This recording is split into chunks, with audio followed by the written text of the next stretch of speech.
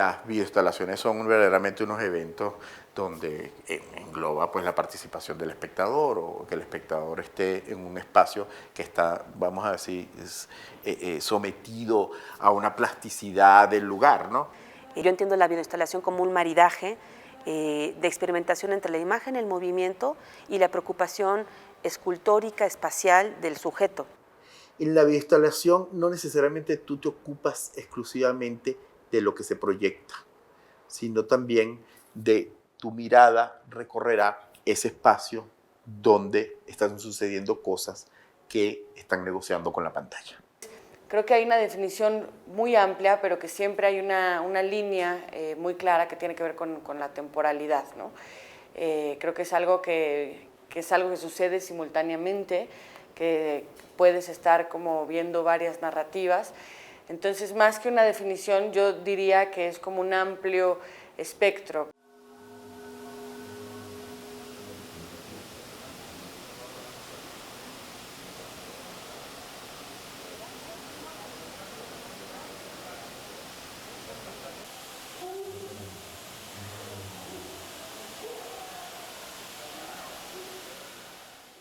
Cuando la electrónica, para decir algún término, se hace más asequible, más económica y más fácil, comienza un desarrollo más amplio de obras de arte y de desarrollos artísticos y de producciones artísticas asociados a soportes electrónicos. Le hace arte sonoro, videoarte, arte digital, arte por la web. Es muy importante, yo creo que en ese sentido, finales de los 80, comienzos de los 90, yo creo que además los apoyos institucionales a las prácticas de arte electrónico también impulsan y canalizan intereses relacionados a efectivamente este campo de las artes que tiene que ver con lo electrónico.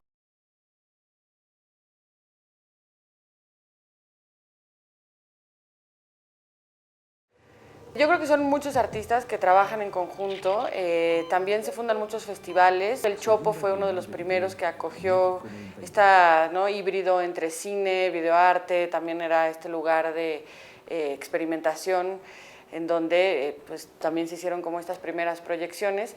En su momento el Exteresa y por supuesto el Laboratorio Arte Alameda. Transitio ahora que se mantiene es uno, ¿no? de los pilares del arte electrónico. Son todos estos espacios que de alguna forma se enfocaron en su momento el nuevo arte, ¿no? que tenía que ver con el arte electrónico, el videoarte, el performance, etc.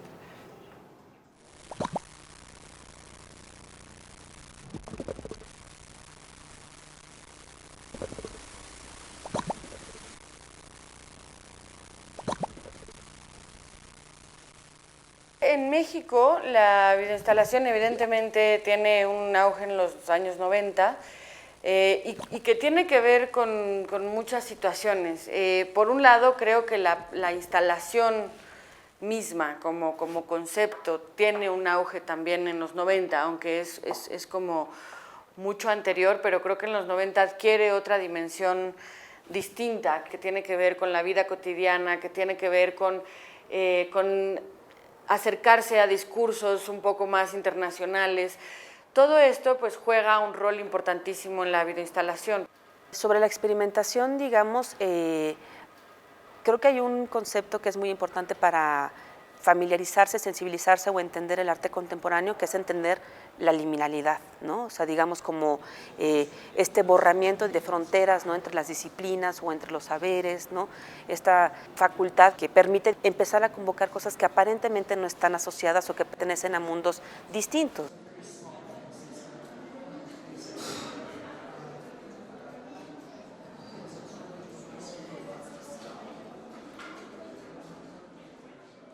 La relación entre el video y la instalación pues tiene que ver mucho con el espacio. Esta idea de inmersión y de que tienen que ser ambientes que nos envuelvan un poco más, ¿no? que tiene que ver con una dimensión del cine que a la par ha ido cambiando, entonces que esta idea como de entorno pues al final afecta todo lo que está sucediendo en arte también, ¿no?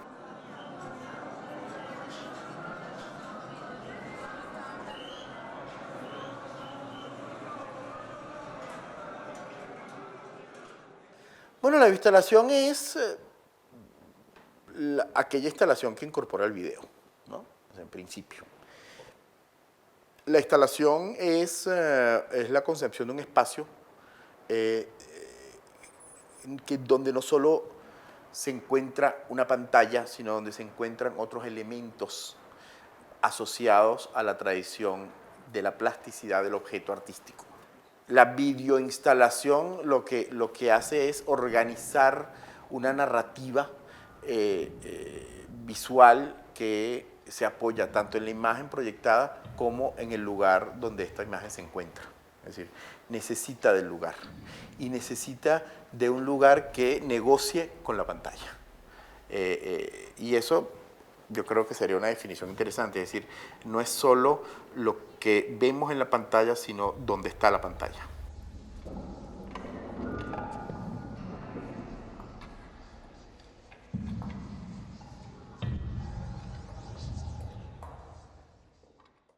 En un principio mi acercamiento fue casi un accidente, o sea, yo venía del cine, pero había como ciertas premisas que quería yo que era independiente, una relación como más íntima con la cámara. Entonces fue cuando encontré el video y vi que el video tenía esas cualidades. O sea, la cualidad de poder ser independiente, de poder grabar, de poder ser independiente, no solo, independiente es relativo, o sea, adquisición del equipo, pero sí todo el proceso del material lo podía hacer yo misma. No tenía que ir a un laboratorio, etcétera, etcétera. Entonces, esas características de cercanía, de intimidad, de posibilidades, ¿no? Y poco a poco al empezar a trabajar con video empecé a encontrar otras características inherentes a esa herramienta, ¿no? Que se convirtieron realmente, descubrí que eso es lo que yo quería. Realmente mi trayectoria viene de la instalación. Hice varias instalaciones en sitio específico. Una de las grandes instalaciones de las que venía era en el fuerte de San Juan de Ulúa, donde hice una instalación de 11 diferentes naves. Y a partir de ahí tuve un encuentro con la imagen y de querer abarcar otra narrativa, una relectura de la imagen a un nivel escénica, incluyendo como el factor del espacio y del tiempo. Mi incursión en la instalación fue en esa época, a finales de los 90s, cuando surgen las primeras cámaras digitales para consumidores y los programas de edición. Y de hecho ahí es donde yo adopto este medio y empiezo a trabajar con él. Yo tuve una formación bastante clásica en artes plásticas y en artes visuales. Trabajaba como discípula, primero de mi papá y después de Luis López Loza. Después descubrí el video cuando estaba haciendo un posgrado en el que yo pasé de las artes plásticas a la animación. Yo quería hacer animación. Nada más que el primer día que me tocó mi clase de videoarte, ahí dije, esto es lo mío. La inmediatez del video, la verdad es que a mí me atrapó porque me permitía como experimentar casi en tiempo real y luego ya, digamos, todo el proceso creativo fue cambiando. A mí me costaba un poquito de trabajo asociar el video con la instalación al principio. Como que yo asociaba mucho la instalación con piezas no narrativas y a mí lo que me interesaba del video es como la parte de la creación de distintas narrativas.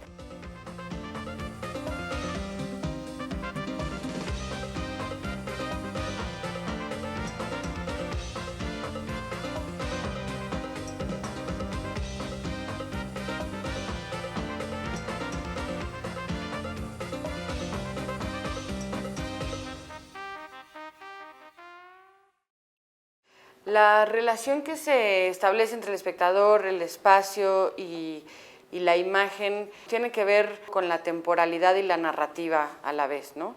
Y lo que es muy interesante es que justo en la videoinstalación permite este cruce de temporalidades. Y no solo de temporalidades, como en una especie de acercamiento a un espacio mucho mayor, sino que tiene que ver con una confrontación también, ¿no? En donde están operando como varios sentidos y están operando como diversas narrativas a la vez.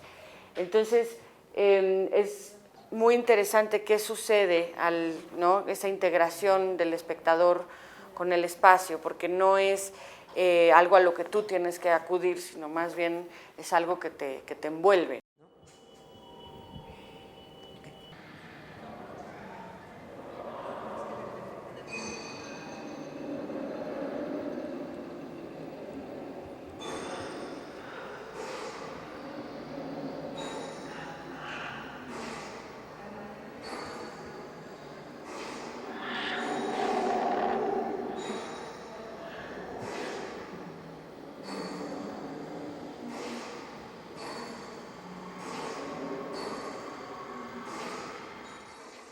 En intervalos, pues bueno, Sara hace eso, ¿no? O sea, digamos, se permite una especie de introspección, ¿no? En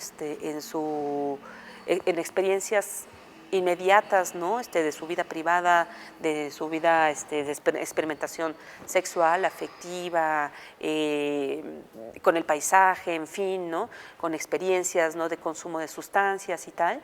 Y lo que hace es una especie, pues, de popurrí, que además lo que es muy interesante de intervalos es que te permite entrar a una antología de situaciones. Son como flashazos, ¿no? Son como una serie de polaroids en movimiento, independientes, pero que en conjunto pues te permiten también, como Sara decía, que era como caminar por un bosque, ¿no? O sea, como caminar por un bosque y irte encontrando imágenes distintas que podían tener o no que ver con la anterior, digamos, o que el espectador podía también empezar a hacer sus propias asociaciones y sus propias rutas de lectura en función de esas imágenes, ¿no?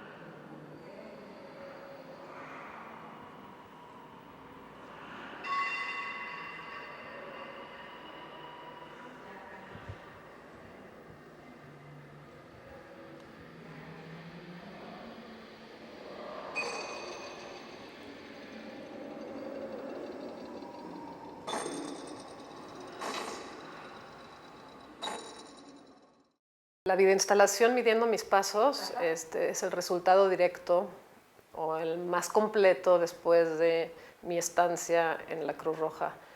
Me costó mucho trabajo llegar a esta pieza porque finalmente yo estaba lidiando con una temática que es utilizada de una manera muy sensacionalista. Y yo estaba en contacto con todas estas situaciones de urgencias, pero para mí lo importante en la Cruz Roja era cómo transmitía yo un mensaje más humanista, cómo giraba yo la atención a esta devoción humanista más que esta cosa sensacionalista. Como cambiar un poco la manera en la que se ve a la Cruz Roja o se ven las imágenes. Entonces sí fue un proceso largo de decidir exactamente qué tipo de imágenes, qué tipo de narrativa, qué aproximación iba yo a dar con eso, qué mensaje quería dar con esa pieza.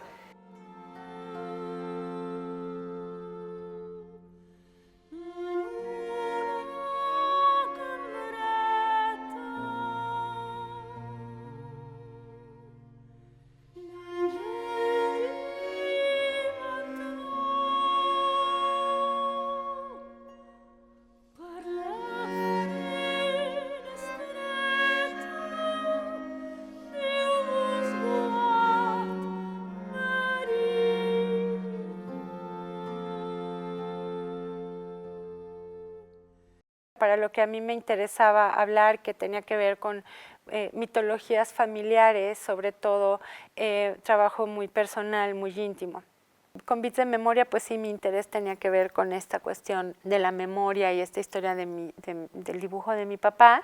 Un dibujo que mi papá hizo en los años 70, cuando yo era chiquita, que está en una hoja cuadriculada, como ¿no? graficada. Pues esa imagen fue algo con lo que crecimos todo el tiempo, tanto mi hermana y yo, como creyendo que era un documento familiar. Y cuando le dije a mi mamá que quería hacer una pieza con ese dibujo, me dijo que sí, que con mucho gusto podíamos recrear toda esta escena, pero que no éramos nosotras tres, que mi papá realmente había copiado eso de alguna revista de National Geographic o de alguna revista antropológica. Y entonces como que se me vino todo abajo y vino una nueva reflexión, porque yo decía, bueno, como uno se apropia de los documentos y los personaliza y se vuelven como símbolos para tu vida que te acompañan y realmente no son lo que tú crees que eran. Y viene entonces como toda una investigación sobre identidad y memoria y la importancia de los documentos.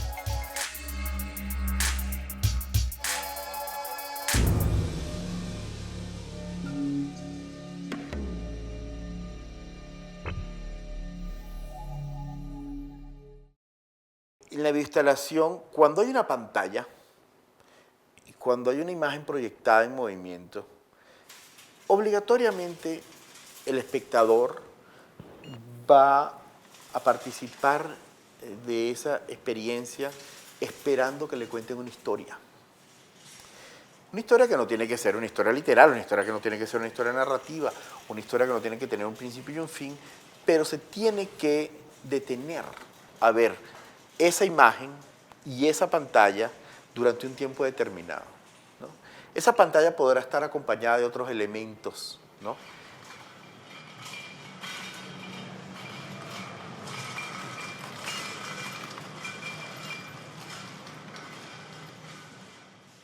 Lo que trato es de trastocar la temporalidad a partir de disolvencias, a partir de poner un tiempo junto al otro. Todo esto viene también de lo que es la síntesis. En realidad, una imagen grabada es una síntesis de momentos, ¿no? O sea, no existe el movimiento, ni existe el continuo, esa es una ilusión. Entonces lo que hago es exacerbar esto más allá. O sea, altero la velocidad y sobrepongo las imágenes de un X fragmento de tiempo. Ese fragmento de tiempo se procesa, se transforma y crea otro tiempo. Y un poco con la idea de estas escenas donde sucede X cosa, que estas escenas se vuelvan como un ícono, un símbolo de lo que es el tema de cada una. Que no haya una dramaturgia, digamos, una narrativa dramática, ¿no? O sea, no hay acciones dramáticas, no hay clímax, sino es retratos de momentos que los trato de mantener como retratos, como íconos, así como tienen un título, son como los títulos de las fotos, ¿no? O sea, no sé, meditación o desde mi ventana, o sea, y es transponer ese tiempo con el otro, o sea, sí transcurre el tiempo, pero al mismo tiempo no hay un desarrollo dramático, que es lo que te puede dar otro tipo de narración que puede ser más cinematográfica o televisiva, ¿no? La pieza de Midiendo mis pasos son 3 proyecciones a gran escala y es una composición, también es un juego de composición muy estética, visual. Son unas imágenes tomadas desde un punto de vista aéreo, de estos paramédicos que casi en una como coreografía muy lenta van y rescatan, es un escenario ficticio, todo esto en cámara lenta, también para transformarlo como en algo más abstracto y darle como otro paso al tiempo de lectura, ¿no? Y bueno, eso inmerso con este canto medieval que contrasta, pero que no hace más que como reforzar esta cosa como un homenaje, ¿no? Como un homenaje humanista más allá de la simple actividad, ¿no?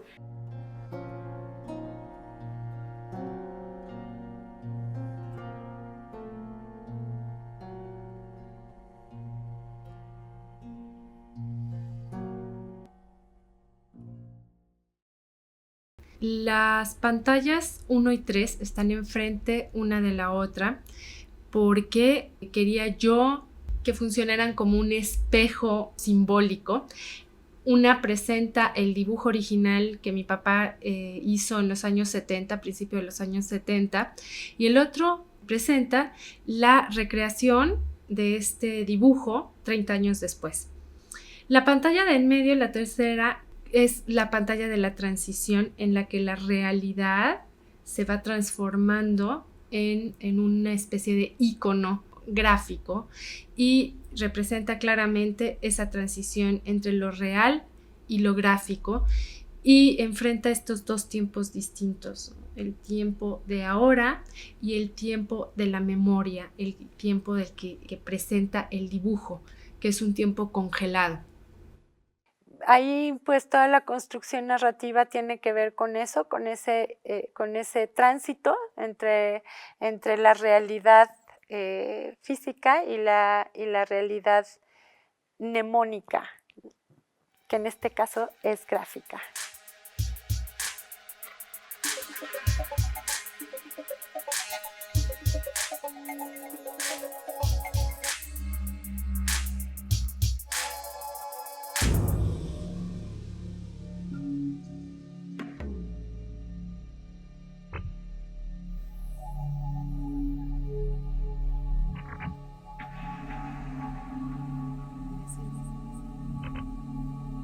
Que no me pasará nada porque estás ahí.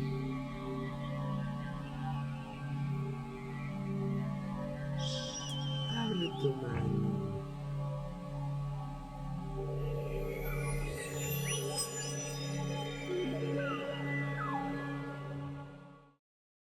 Las videoinstalaciones multicanales, como toda instalación, sea de objetos o sin objetos, el espacio juega un lugar primordial y fundamental. Porque finalmente siempre el espacio expositivo es un lugar en donde el espectador recorre de alguna forma no solo con la mirada, sino con el propio cuerpo, recorre ese espacio y entonces en ese acto de recorrer el espacio, que ahora sí podríamos llamar escénico en ese sentido, pues están en juego muchas otras cosas, que es tanto la percepción del espectador, pero también toda esa relación que él tiene con lo que ha percibido anteriormente y con lo que está viviendo en un espacio. Lo que es muy interesante con Háblame de Amor es que ella siempre tuvo muy claro desde el inicio hacia dónde quería ir. Eso siempre lo tuvo claro, ¿no? Como primer territorio, digamos, de posibilidad, ¿no? Que sean sujetos reales, conversando de manera real sus perspectivas sobre el amor. Buenas, malas, chuscas, bizarras, lo que fuera, ¿no? Y sabía que su posición iba a ser la de el registro, el ojo espía, ¿no? O sea, el testigo. O sea, está probando, digamos, cómo comunicar esta escena íntima que hubo, cómo implicar al espectador como un segundo voyeur, que les vuelve a pasar el balón como para que ellos tengan ese sitio. Y estuvo probando, te digo, diferentes maneras de formalizarlo y empieza a grabar, ya no nada más las conversaciones, sino el soporte mismo de la conversación, que es la mesa, ¿no? El soporte físico donde acontece la acción, ¿no? A grabar los alimentos, y nos parecía a Cecilia Delgado y a mí que en esta versión que mostramos en el MUAC, pues cobraba, digamos, como un cuerpo sólido, único, el conjunto. Boca Abajo es una de las instalaciones que concebí para el cine de Morelos en Cuernavaca. Esto fue a finales de los 90s y fue a raíz de un encuentro con una problemática que es fuerte en México, que es la enfermedad de las Chagas. Lo que hice en el cine Morelos fue proyectar como de manera de espejo estas dos proyecciones simultáneas, que son secuencias muy lentas de estos interiores y exteriores de las casas. Es como un viaje de la cámara por, ahora sí, la intimidad del hogar expuesto, la intimidad expuesta. Y dentro de la sala había contratado una banda de músicos y les pedí que se sentaran repartidos y estaban tocando música como fúnebre de banda, ¿no? o sea, como de acompañar a los funerales. Si es una pieza que requiere de ser una videoinstalación, no funciona en un monitor, no tiene ni siquiera esa finalidad, pero era muy, muy impactante como estar en este espacio tan grande y tener un músico atrás, otro adelante, y como recrear como este espacio junto con la imagen, ¿no? O sea, era un espacio como muy, muy sugerente también.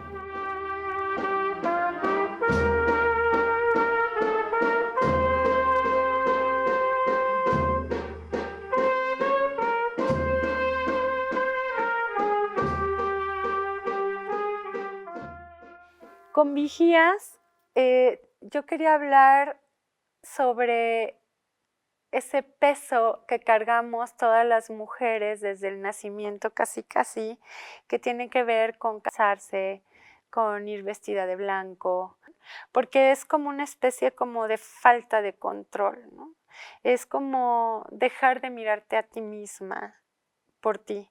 Y entonces pensé en hacer como este retrato de mujeres de 3 generaciones, mi mamá y mi tía, en una generación, después yo y después mi hijita, que van persiguiendo al que mira. Entonces ahí sí aproveché la bidimensionalidad del video, haciéndolo parecer como un cuadro, con un fondo verde, ¿no? Como muy clásico y con un velito de novia.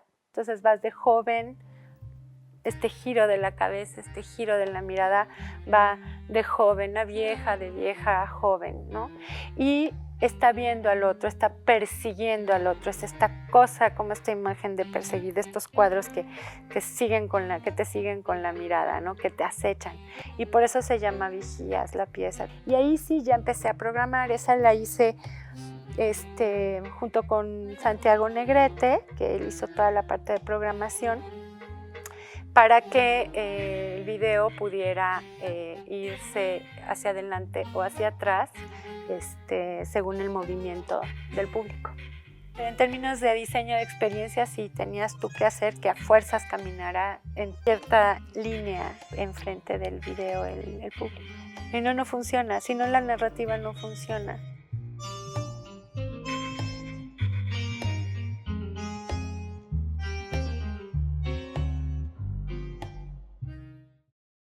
Cada videoinstalación tiene sus características y creo que siempre hace falta pensar muy bien, no solo en el espacio, sino también esa relación del espectador, cómo entra, cómo sale, cuánto tiempo, todo en la duración, en la idea de duración y del tiempo.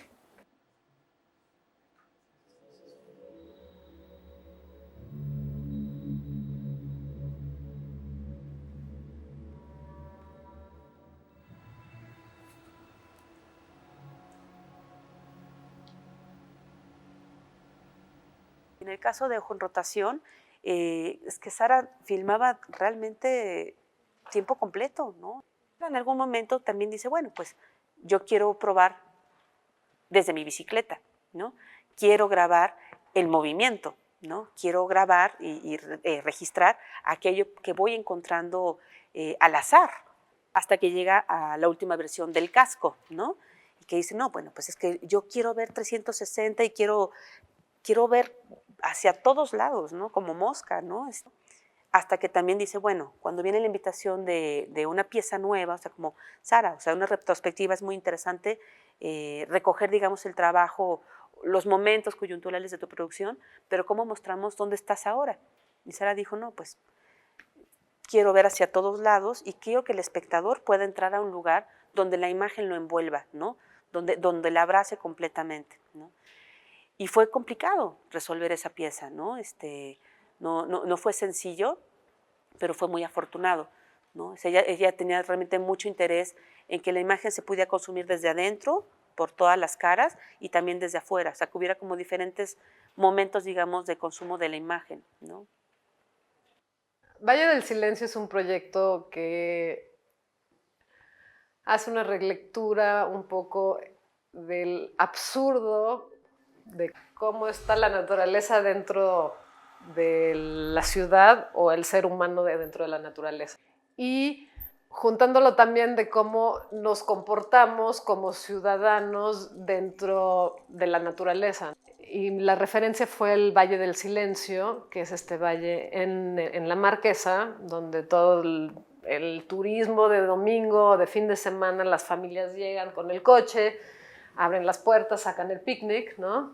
Y entonces su relación con la naturaleza es a partir desde esa visión del coche. A mí me pareció muy seductor tomar como esa situación o esa excusa para recrearla en el Tamayo, en el parque, en la noche, en Chapultepec. Y yo también tenía la ilusión de que fuera entonces un evento como abierto al público y no solo al mundo del arte o al espectador del Museo Tamayo. Finalmente busqué que el espectador también cambiara como su forma de ver, o sea, de comportarse en una exposición. Había de estas mantas de Chicocuac, entonces estábamos en el piso. Era como romper un poco con ciertos valores preestablecidos, ¿no? O códigos del arte contemporáneo, o cómo debemos de ver una imagen y qué lecturas se pueden dar a partir de eso, ¿no?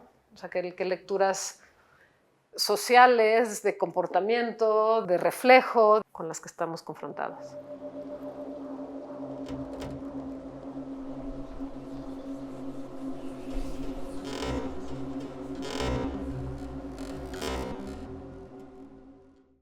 Tango para dormir tenía que ver con, como estos recuerdos de infancia, también tienen que ver con el mundo femenino, tienen que ver con las canciones de cuna que te cantan, porque te cantan esas canciones para cobijarte, para hacerte sentir segura, pero es también, yo lo veía como compartir la fragilidad. Entonces mezclé un tango de Piazzolla con el audio de mi mamá y mi tía cantándome una canción de cuna que ellas me cantaban. Y se me ocurrió mostrar esas dos cosas a la vez, como esas dificultades en la vida que uno tiene, un poco como caminar sobre un piso de grava, ¿no? O sea, con unos zapatos de tacón, en el que pues realmente el camino es difícil y en el que tratas de querer como bailar y hacer que nada pasa, que el piso está bien.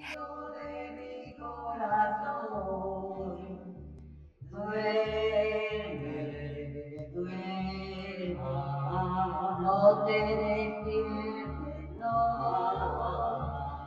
que te arrulle el latido de mi corazón,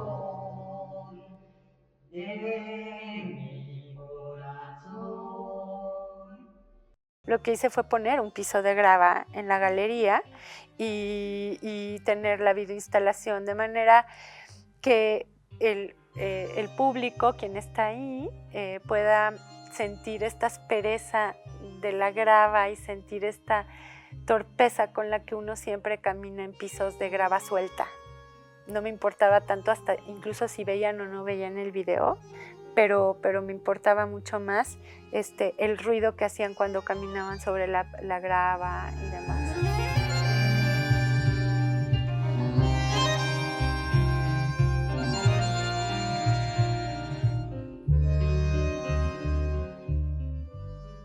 La percepción del espectador es afectada, digamos, de una manera mucho mayor, en tanto el sonido tiene que, pues, ¿no? Tiene como esta posibilidad como de rodearnos, ¿no?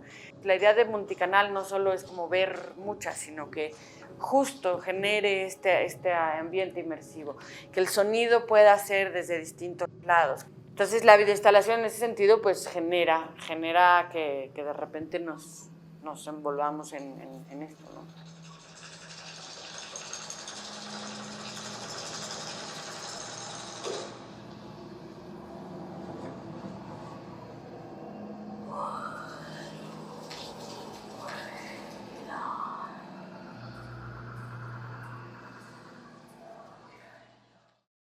Tiempo de respuesta fue una videoinstalación que realicé en el 2007 para la Sala de Arte Público Siqueiros. La selección de imágenes fue muy austera, fue muy minimalista, en contraste a un audio que era muy insistente y muy perseguidor. No se veía, pero más que nada el sonido venía de 6 canales. Un audio como muy inquisitivo de qué hacer en una situación de emergencia, que exigía como una respuesta.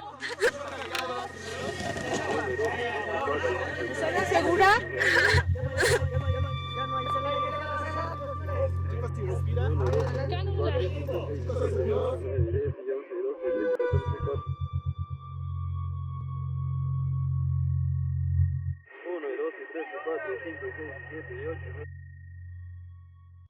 Es una construcción de 3 imágenes muy, muy abstractas, contrapuestas con un audio especialmente desarrollado que sugiere un espacio muy cuestionable entre la ficción y la realidad.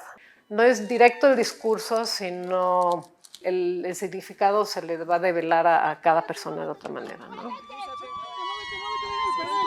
Rápido, rápido, ¿qué le van a hacer? ¿Qué le están haciendo, Váyanse, váyanse. No se acerque. No, váyanse. ¿Qué le está haciendo, Váyanse, no quiero que sea aquí.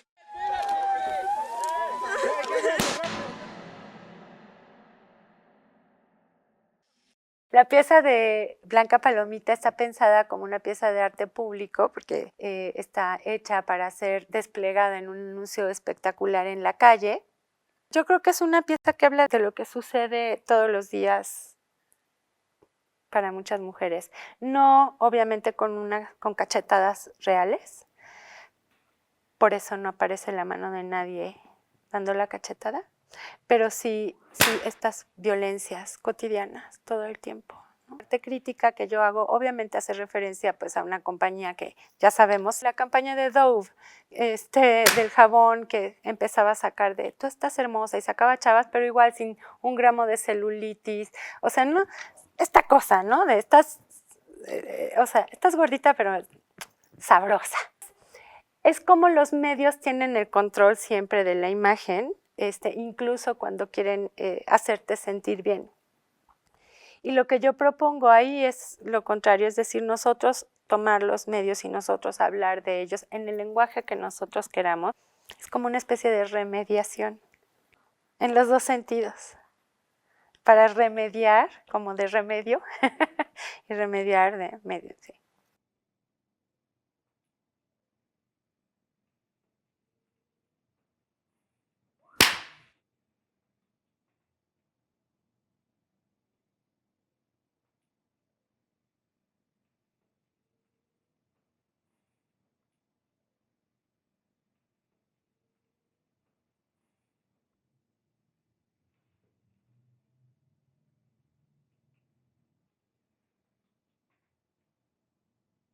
Lo importante en la videoinstalación es tanto el espacio como el tiempo, ¿no? Y el espectador que está inmerso en esta situación. O sea, gran parte de estos videos realmente solo funcionan si son montados como una presencia y tienen esta escala, ¿no? Esta escala y esta presencia que finalmente es crear un nuevo espacio de reflexión. No esta discusión, su lugar, digamos, en términos historiográficos, en términos institucionales de consumo, que en los museos de arte contemporáneo de México e internacionales es, digamos, una presencia asidua, ¿no? Es algo con lo que ya estamos familiarizados, o sea, que ya no está, digamos, en cuestión. Ya no siento que sea tampoco como una especie de disciplina, siento que la videoinstalación es algo que es como una especie de medio o como una especie de recurso que se utiliza junto con muchas otras cosas, ¿no? Entonces hay artistas que hacen eso y hacen otras cosas, como sucede en el arte contemporáneo en general, ¿no?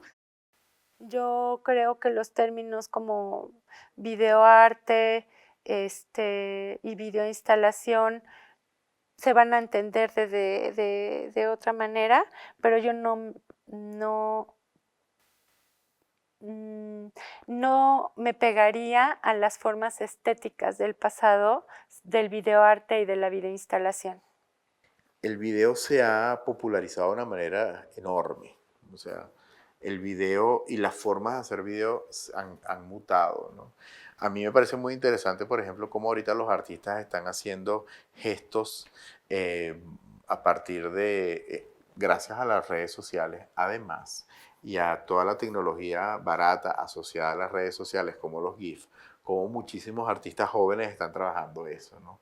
Como una forma de creación. Entonces, la presencia de lo tecnológico es tan grande y tan fácil que el reto está en hacer obras verdaderamente poderosas a partir del video.